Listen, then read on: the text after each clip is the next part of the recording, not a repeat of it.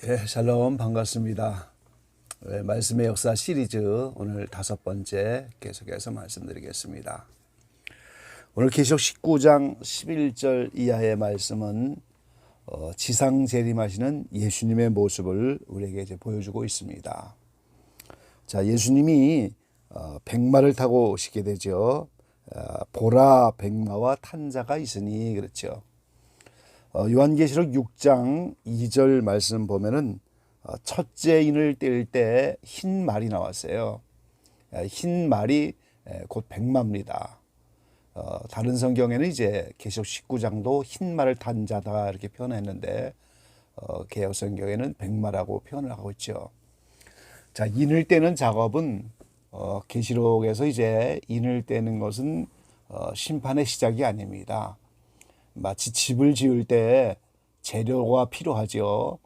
벽돌도 필요하고 세면도 철근도 많은 재료가 필요하잖아요. 나무도 필요하고. 그것처럼 인을 떼는 작업은 심판의 재료를 준비하는 거예요. 그래서 그 준비된 재료가 7년 대환란 때 다 쓰이게 되는 거죠. 그래서 인을 떼는 가운데 제일 먼저 나온 이 백마는 심판의 재료 가운데서 공의로 심판하는 심판의 재료입니다. 그래서 예수님이 그 준비된 백마를 타고 오신다는 얘기는 예수님이 공의롭게 이제 심판주로 오시게 된다는 그런 뜻이죠. 그래서 예수님이 백마를 타고 왔는데 그 이름이 충신과 진실이라 이렇게 말씀하셨어요. 그리고 12절에 보면 그 눈이 불꽃 같다. 천상천하의 모든 것을 감찰하는 그런 눈이시죠. 그리고 머리에는 많은 면류관이 있다 그랬어요. 이제 재림하여 오시는 예수님은 모든 일에 다 승리하시는 분이니까 면류관이 가득하고 13절 말씀해 보니까 피 뿌린 옷을 입었다 그랬죠.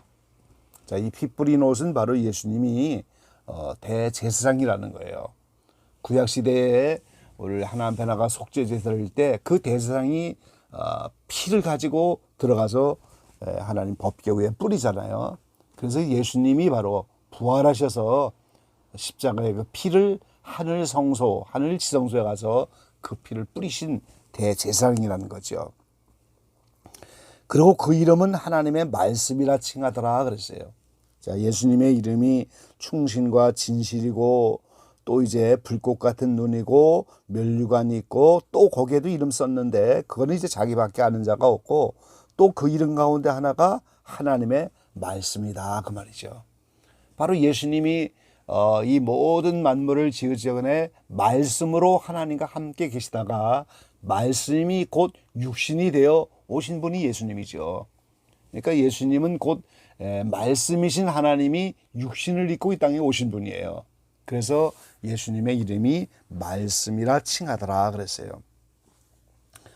그 14절에 보니까 하늘에 있는 군대들이 희고 깨끗한 세마포 옷을 입고 백마를 타고 그를 따르더라. 예수님이 지상 재림할 때 예수님과 함께 내려오는 하늘에 있는 군대는 예수님 공중 강림하실 때 휴거된 14만 4천 명의 이기는 자들고 예수님의 신부된 자들이에요. 데살로니가전서 4장에 보면 휴거의 장면이 나오잖아요. 공중에서 주를 영접하는데 그 공중에서 주를 영접하고 나면 계속 주와 함께 한다 그렇게 말씀하셨어요. 예수님이 지상 재림하시면 함께 지상 재림하는 거고 예수님이 천년왕국에 들어가서 메시아의 왕국의 왕이 되시면 이 이기는 자들을 신부니까 그때부터 항상 주와 함께 따라가는 거죠. 그래서 지상 재림하시는 예수님과 함께 14만 4천 명의 휴거된 성도들이 내려오는데 그들을 하늘에 있는 군대다 이렇게 표현하셨어요. 이제 지상 재림하면서 이 적그리스도의 군대와 함께 싸우기 때문에 군대가 된 거죠.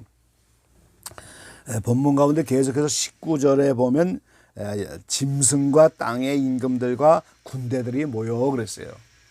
이 아마겟돈이라고 하는 이스라엘 가면 이제 아무기또라고 하는 지역인데 이 고대로부터 유명한 전쟁터입니다. 거기에 적그리스도 무리가 다 모여 있고 그 군대와 지상재림 예수님이 싸우시는데 하늘에 있는 14만 4천 명이 내려오면서 예수님과 함께 싸우니까 이제 그들을 군대라고 표현한 거예요. 근데 그들도 오늘 백마를 타고 내려오는 겁니다. 계시록 6장에 인을 뗄 때 준비된 그 백마 흰 말이 샘플로 하나만 나왔지만 이제 실제는 14만 4천 명도 예수님처럼 백마를 타고 함께 내려오게 되는 거죠. 자, 그리고 16절에 보면 그 옷과 그 다리에 이름 쓴 것이 있으니 만왕의 왕이요 만주의 주라 하였더라 그랬어요.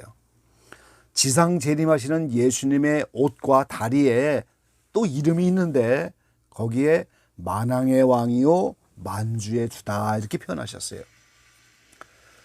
디모데전서 6장 15절 16절 말씀에 보면은 기약이 이르면 하나님이 그의 나타나심을 보이시리니 하나님은 복되시고 홀로 한 분이신 능하신 자시며 만왕의 왕이시며 만주의 주시오.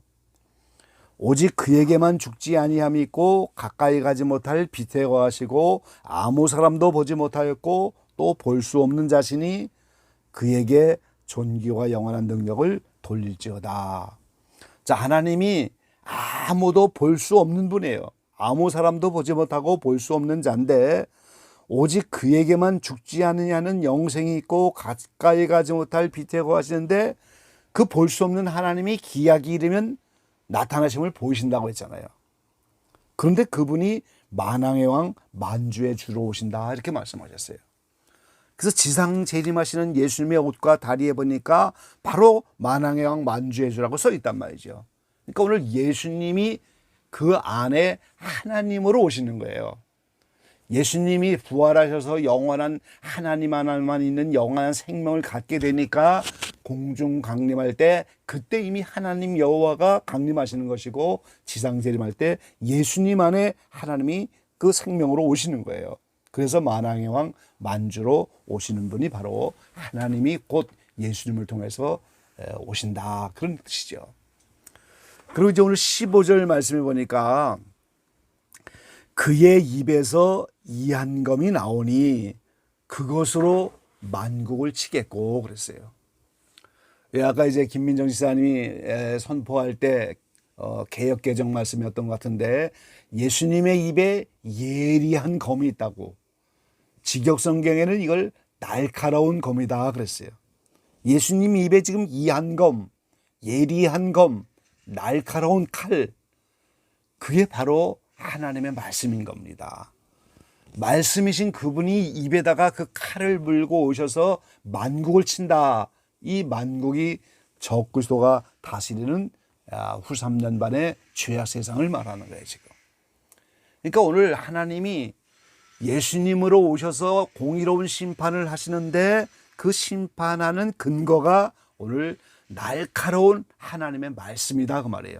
말씀이 기준이 되어서 그걸 가지고 오늘 죄악 세상을 심판한다는 사실을 우리가 알 수가 있는 거예요.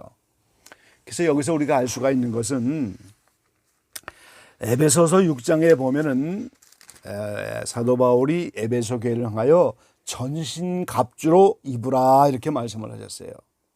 에베소 이제 6장 10절 이하의 말씀을 보면 마귀의 갱해를 능히 대적하기 위하여 하나님의 전신갑주를 입으라. 우리의 씨름은 혈과 육에 대한 것이 아니요 정사와 권세와 어둠의 세상 주관자들과 하늘에 있는 악의 영들에게 대함이라.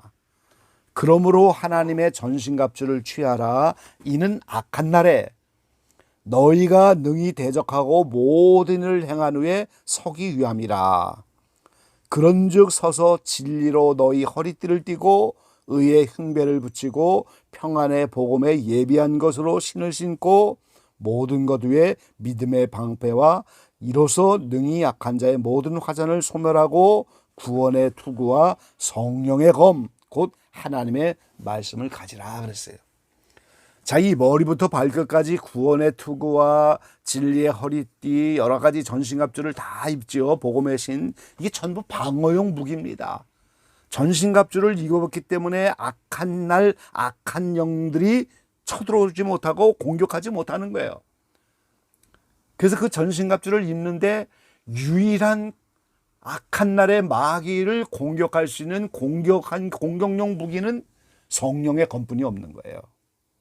그러니까 이 성도들도 날카로운 검을 가지고 오셔서 그 말씀으로 공의롭게 적그리스도를 심판하는 예수님처럼 우리도 전신갑주를 취하여 모든 것을 방어하는 겁니다. 지금 머리부터 발끝까지 구원의 확신이 있어야 돼야 구원의 투구가 있는 것이고, 복음의 신을 신어야 우리가 이제 다 방어할 수 있는데, 방어만 한다고 우리가 이길 수가 있는 게 아니잖아요.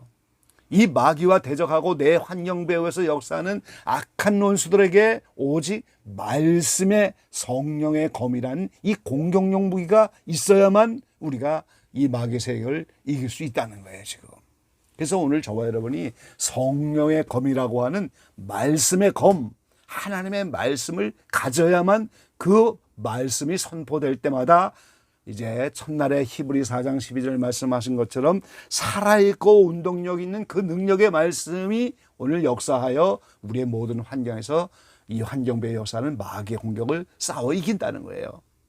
마귀가 여러 가지 우리를 죄악에 빠뜨리고 여러 가지 병을 갖다 주고 불행케 하고 하나님을 떠나게 하고 음행하고 환경배에서 계속 역사하는데 그걸 방어만 한다고 되는 게 아니라는 거예요.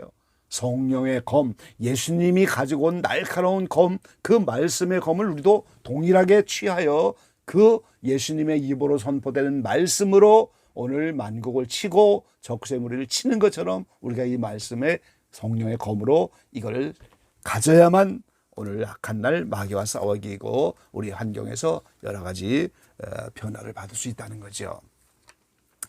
마태복음 4장 4절 보면 예수님이 오늘 광야에서 마귀에게 세 가지 시험을 받으실 때 예수님이 뭐라고 하시냐면, 자, 이 돌들로 떡덩이가 되게 하라 하니까 예수님이 기록되었으되 사람이 떡으로만 살 것이 아니요 하나님의 입으로 나오는 모든 말씀으로 살 것이다. 이게 지금 기록된 말씀이에요. 지금 이미 기록되어 있는 그 말씀을 근거로 하여 선포하며 마귀의 공격을 싸워 이기시는 거지요. 자, 그 다음에 이제 성전에서 뛰어내리라. 그런데 예수님이 또 오늘 계속해서 말씀은 7절에 보니까 기록되었으되 너희 하나님을 시험치 말라. 그러니까 기록된 그 말씀을 선포하며 그 유혹을 물리치고 그 순간에 이기게 되는 거예요. 또 천하 영광을 다 보여주면서 나에게 경배하면 이 모든 걸 다 주겠다. 그러니까 예수님이 사단아 물러가라. 마태복음 4장 10절에 말씀하면서 기록되었으되 그렇게 말씀하셨어요. 주 너의 하나님만 경배하고 다만 그를 섬기라 하였느니라. 이 기록된 말씀이에요. 신명기 6장 13절에 기록이 되어 있단 말이죠. 그러니까 예수님은 기록된 말씀을 가지고 그걸 근거로 하여 그 말씀을 선포하여 마귀의 유혹과 공격을 싸워 이기신 거예요. 그러니까 오늘 저와 여러분도 마찬가지라는 거죠. 나의 여러 가지 환경 속에서 전신갑주를 입어서 방어하는 것도 중요한 일이지만 오늘 성령의 검인 예수님과 같은 날카로운 검으로 그 말씀을 선포하고 기록된 그 말씀을 가지고 외쳐나갈 때 우리도 여러 가지 유혹과 시험에서 싸워 이길 수가 있게 된다는 거죠. 자, 누가복음 4장에 보면 예수님이 이제 공생애를 시작하면서 누가복음 4장 17절에 보면 이사야의 글을 펴갖고 기록된 데를 찾았다 그랬어요. 성경을 지금 찾아갖고 그 회당에서 지금 말씀을 전하는데 그 무슨 말씀을 찾았어요? 주의 성령이 내게 임하셨으니 이는 가난한 자에게 복음을 전하게 하시려고 내게 기름을 부으시고 나를 보내사 포로된 자에게 자유를 눈먼 자에게 다시 보게 함을 전파하며 눌린 자를 자유케 하고 주의 은혜의 해를 전파하게 하려 하심이라. 거기까지만 말씀을 선포하시고 책을 덮었어요 지금. 그러니까 예수님이 오셔서 이제 복음을 전하면서 가난한 자에게 복음 전하면서 이제 포로된 자에겐 자유를 주고 눈먼 자에겐 다시 보게 함을 전파하고 눌린 자를 자유케 하고 주의 은혜의 해, 이게 바로 희년이죠. 희년이 되어지면 7번 안식일이 지나고 50년째 희년이 되어지면 종들을 다 해방하고 빚을 탕감해주고, 이게 성경에 다 기록되어 있잖아요. 주님이 오셔서 그 은혜의 해인 희년을 전파하려고 왔다고, 그 기록된 말씀을 찾아서 그걸 선포하며 예수님이 오셨을 때 희년이 된 걸 선포하시는 거예요, 지금. 그러니까 예수님은 이렇게 기록된 말씀을 가지고 그걸 기준으로 하여 모든 것을 심판도 하시고, 그걸 가지고 마귀를 싸워 이기고, 그 기록되고 선포된 그 말씀을 중심으로 해요 모든 일을 해나갔다는 사실을 우리가 알 수가 있는 거예요. 자, 우리가 이 세상을 살아가면서도 세상에서도 법이라는 기준이 있잖아요. 지금 우리가 왜 교통법규를 유예해야 됩니까? 벌금이 자꾸만 벌칙금이 올라가고, 이 잘못하면 이제 벌칙을 당하는데, 그 왜 유예해요? 벌금을 받으니까.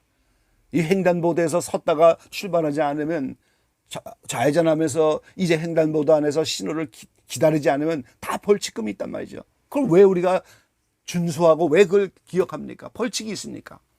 길거리에다 담배꽁초를 버리면 벌칙 받고, 또 횡단보도를 마음대로 걸어가면 벌칙 받고, 이게 다 교통법규잖아요.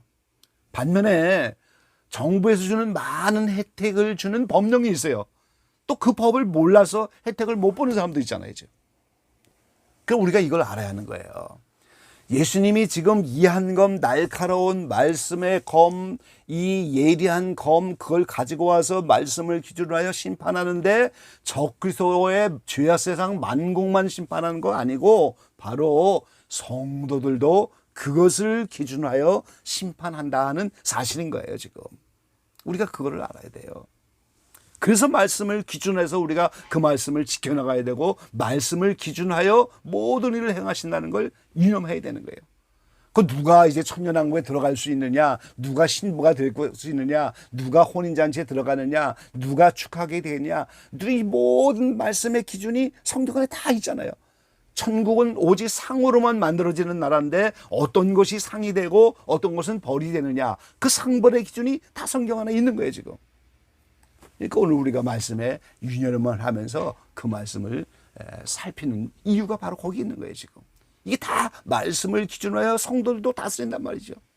에스겔 8장 9장 보면은 어떻게 해요? 살육하는 기계를 가진 서기관들이 나와서 오늘 이마에 입맞이하는 자를 다 죽이는데, 내 집 성소에서부터, 하나님의 집에서부터, 하나님의 자녀부터 말씀으로 기준하여 심판을 한다는 사실인 거예요.